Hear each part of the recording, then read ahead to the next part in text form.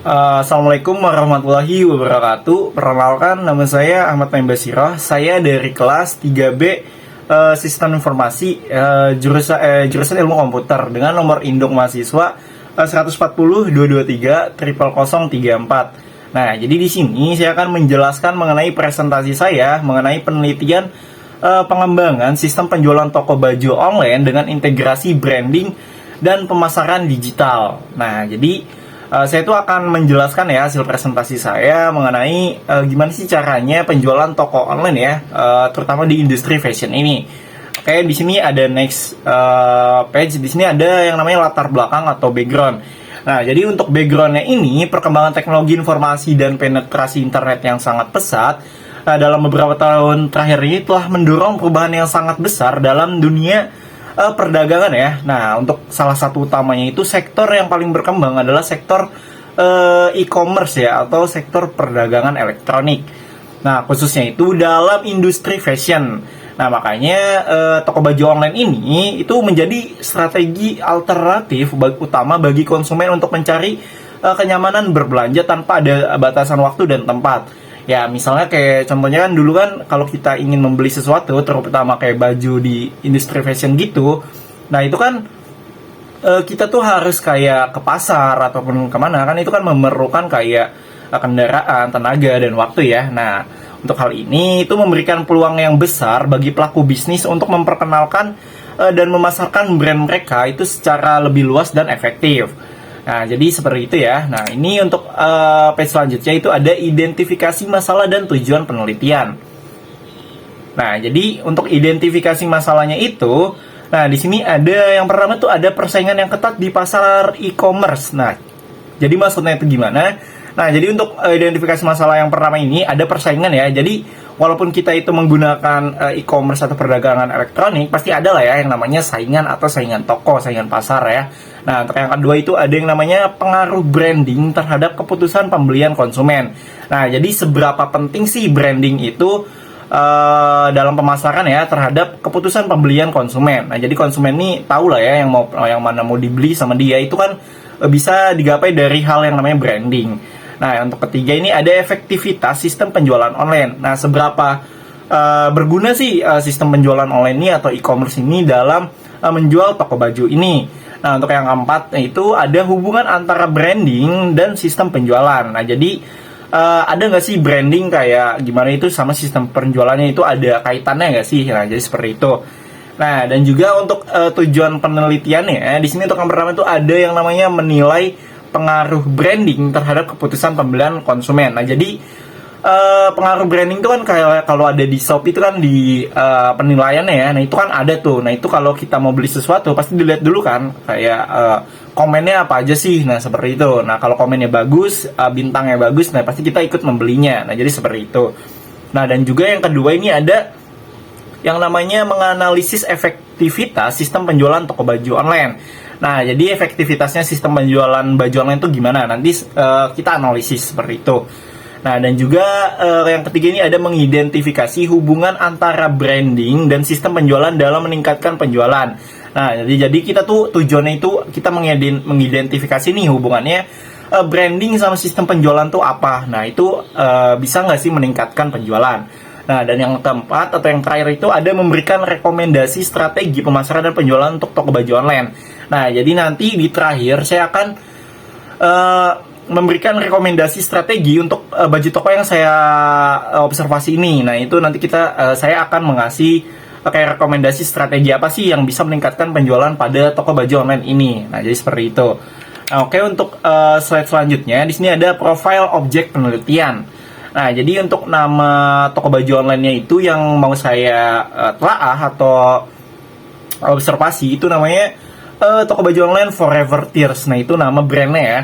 Nah, untuk toko baju online Forever Tears ini merupakan sebuah fashion brand yang menjual produk pakaian kaos untuk pria dan wanita. Nah, jadi untuk dikhususkan untuk pria dan wanita saja, untuk anak-anak itu belum ada ya. Nah, untuk nama brand ini mempunyai filosofi menggambarkan konsep emosi yang abadi, baik dalam kebahagiaan maupun kesedihan. Nah, jadi seperti itu.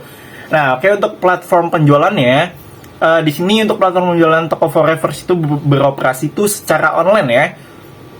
Nah, jadi untuk offline-nya itu belum ada, atau ya toko fisik offline-nya itu belum ada. Nah, jadi secara online ya, dengan menggunakan beberapa platform untuk menjual produk mereka. Nah, diantaranya yaitu di sini ada marketplace. Forevertis itu menjual produknya di marketplace itu besar kayak Shopee ataupun Tokopedia. Nah, untuk memperluas pasar dan menjangkau lebih banyak pelanggan. Nah, untuk itu cuma dua itu ya untuk sistem marketplace-nya yang terkenal yaitu cuma Shopee dan Tokopedia untuk brand Forevertis ini. Nah, untuk media sosial ya, untuk kayak promosi, branding, nah itu Forevertis ini menggunakan Instagram, TikTok. Nah, itu digunakan untuk memasarkan produk serta menciptakan engagement dengan audiens melalui kampanye digital dan influencer marketing. Nah, jadi untuk branding kayak media sosialnya itu menggunakan TikTok dan Instagram untuk brand Forevertis ini.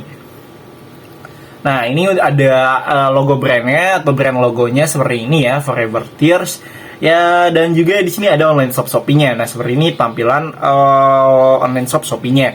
Oke, kita ke next slide aja. Di sini ada untuk teknik pengumpulan data. Nah, jadi teknik pengumpulan data yang saya gunakan untuk meneliti brand ini apa sih sistem penjualan online ini. Nah, yang pertama itu ada sistem teknik pengumpulan data observasi.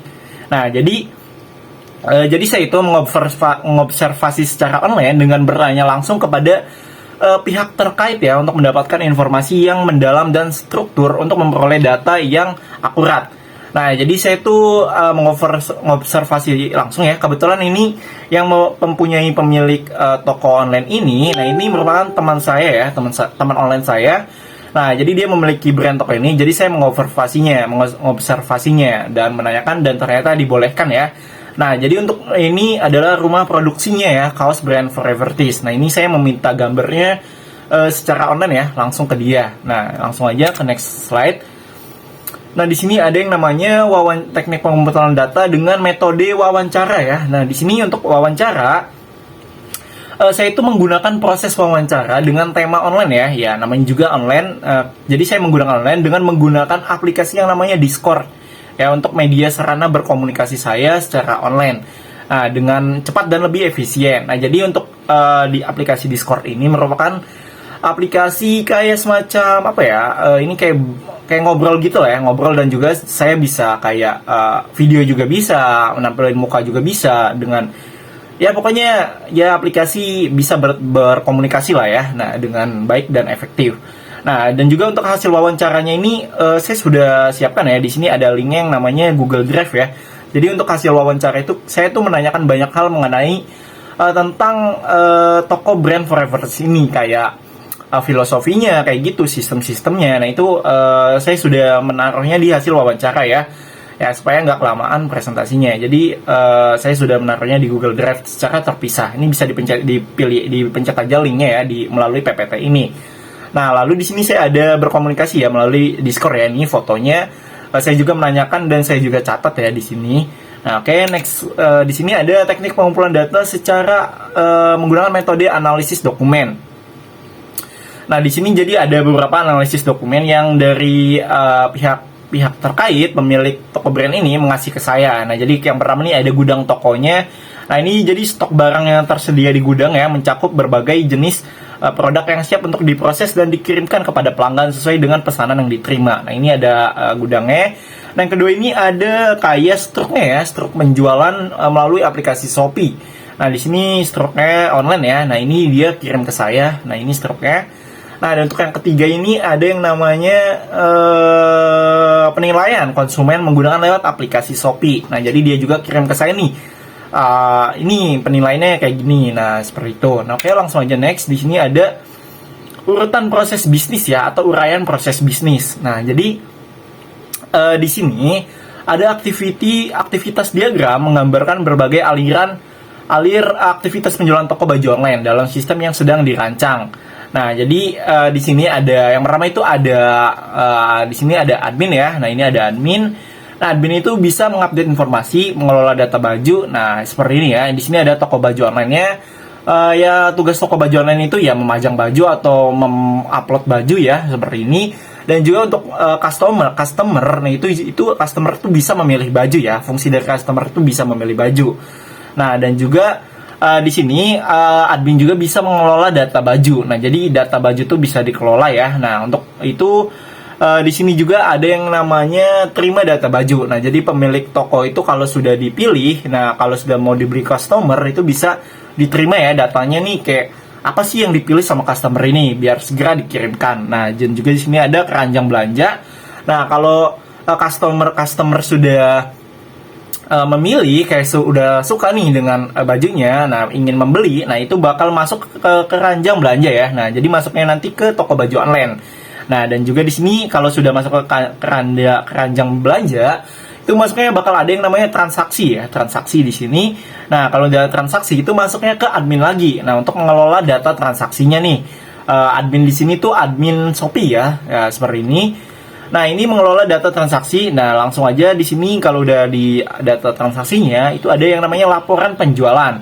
Ya, itu pasti ya, laporan penjualan itu pasti untuk laporannya. Nah, dan juga kalau udah di sini laporan penjualan tuh bisa yang namanya terima laporan penjualan. Nah, jadi untuk laporan di admin itu bisa juga diterima dari pemilik tokonya. Nah, untuk admin tuh bisa dikasih ke pemilik toko untuk melihat nih laporan penjualannya tuh apa aja sih. Ya, seperti itu untuk bukti ya. Nah, dan juga di sini laporan penjualan itu selanjutnya itu bisa mengirim baju. Untuk dari adminnya itu bisa mengirim baju. Lalu mengirim baju ya ada prosesnya ya, dikirim baju ini kayak proses menggunakan JNT atau apapun itu ya, seperti itu ya. Nah, ini banyak prosesnya di sini, dan juga nanti bakal di akhirnya itu di ujungnya itu bakal diterima dengan oleh customer ya. Nah, ini bakal terima baju. Nah, itu sistemnya untuk urutan uraian proses bisnis dalam jual beli baju online menggunakan aplikasi marketplace online ya. Ini terutama Shopee ya. Nah, oke, langsung aja next slide. Di sini ada rich picture ya, atau di sini ada rich picture tuh bisa dibilang sistem dengan cara yang lebih mudah dipahami lah ya. Nah, di sini ada upload produk. Nah, ini teman saya sendiri yang mengupload produk ya. Nah, ini yang pemilik tokonya, dia mengupload produk dia. Nah, ini bajunya, dan juga di sini dipesan dan dibayar. Nah, ini saya tuh mencoba membeli produk dia. Nah, ini saya sudah memesan dan dibayar dengan nominal harga 154.000 ya. Aslinya sih 150. Nah, ini menggunakan jadi ada potongan admin lah ya. Jadi 154. Nah, seperti itu. Nah, lalu di sini ada yang namanya dikemas ya. Setelah dipesan dan dibayar kan pasti ada pengemasan. Nah, jadi ini dikemas dari pemilik tokonya, dari dianya. Nah, ini fotonya dikemas, sedang dikemas. Nah, lalu setelah dikemas, ini bakal dikirim ya. Nah, ini dikirim menggunakan mobil ya. Nah, ini sudah dikirim paketnya. Lalu, jika sudah dikirim ya, bakal diterima ke saya ya. Diterima ke customer. Nah, diterima dan dinilai. Nah, dan udah dinilai, ya ini saya juga nilai ya. Setelah diterima dan emang produknya bagus, bahannya bagus, desainnya bagus. Nah, ini saya nilai, dan juga kalau sudah, ini bakal dana tuh langsung dilepaskan ya ke penjual. Jadi, saya pesanan diterima. Ada fitur pesanan diterima itu, jika sudah dipencet itu dana tuh bakal langsung masuk ke penjual. Nah, jadi seperti itu sistemnya ya, sistem jual beli online menggunakan e-commerce ini, perdagangan elektronik. Oke, langsung next saja. Di sini ada nah, jadi di sini untuk nama keluarannya itu yang pertama ada konfirmasi pesanan ya. Nah, konfirmasi pesanan. Nah, fungsinya itu apa sih? Untuk mengonfirmasi pesanan lah ya. Nah, dan juga untuk medianya itu ada email atau SMS. Nah, jadi misalnya nih saya memesan produk ini, nah jadi itu bakal muncul nih di email di email pemilik tokonya atau adminnya, itu bakal muncul via email atau SMS ya. Nah, biasanya emailnya itu seperti ini nih fotonya ya. Hi Forever Tears. Nah, pembayaran pesanan ini telah dikonfirmasi. Nah, jadi seperti ini ya. Nah, ini bakal muncul di email adminnya. Nah, juga ada rangkap 1 di sini, distribusi pelanggan, formatnya itu pesan teks atau email. Nah, seperti ini contohnya. Nah, oke, untuk yang kedua itu nama keluarannya itu ada yang namanya laporan penjualan. Nah, jadi fungsinya sih apa sih laporan penjualan itu? Fungsinya yaitu untuk menganalisis penjualan lah ya, biar ada buktinya. Nah, juga medianya itu ada file Excel atau aplikasi analisis ya, seperti Shopee juga bisa ya, kan ada fitur analisisnya. Nah, untuk rangkapnya ini rangkap 1, dan juga distribusinya ini pemilik toko ya, yang bisa melihat nih ya pemilik toko. Ini untuk yang nama keluaran ini, di sini pelanggan ini distribusinya. Jadi yang ini tuh konfirmasi itu dari pelanggan ya. Jadi ini via email yang pelanggan. Nah, jadi saya cek, di sini ini dari saya sendiri ya. Nah, ini saya segera dikirimkan seperti itu. Jadi ini kayak bukti lah ya, email masuk ke saya setelah konfirmasi pesanan. Nah, dan di sini ada formatnya data digital merupakan berupa grafik atau tabel. Nah, jadi di sini ada kayak grafik penjualan. Nah, ini grafik penjualan tokonya ya. Nah, ini pemilik toko dia, saya meminta screenshot ya dari akun dia dan akhirnya dikasih. Nah, ini seperti ini grafik penjualan dari toko dia. Nah, oke, selanjutnya di sini ada yang namanya nama keluaran atau nota pembayaran. Nah, fungsinya itu sebagai bukti pembayaran. Untuk medianya itu ada kertas atau file digital ya, dan juga rangkapnya itu 2, asal dan salinan. Distribusinya itu pelanggan dan toko ya. Nah, untuk formatnya itu filenya itu PDF atau dokumen cetak. Nah, jadi seperti ini contohnya nota pembayarannya seperti ini. Nah, ini dari pelanggan ya, ini dari punya pelanggan ya, seperti ini. Ini screenshotan dari punya saya karena saya membeli ya, untuk mencontohkannya, membeli pribadi. Oke, langsung next saja untuk analisis masukan atau inputnya ya di sini ya. Nah, di sini untuk yang pertama ada yang namanya analisis masukan data pemesanan ya. Fungsinya itu sebagai data awal pemesanan. Nah, sumbernya itu dari saya sendiri pelanggan ya, melalui aplikasi.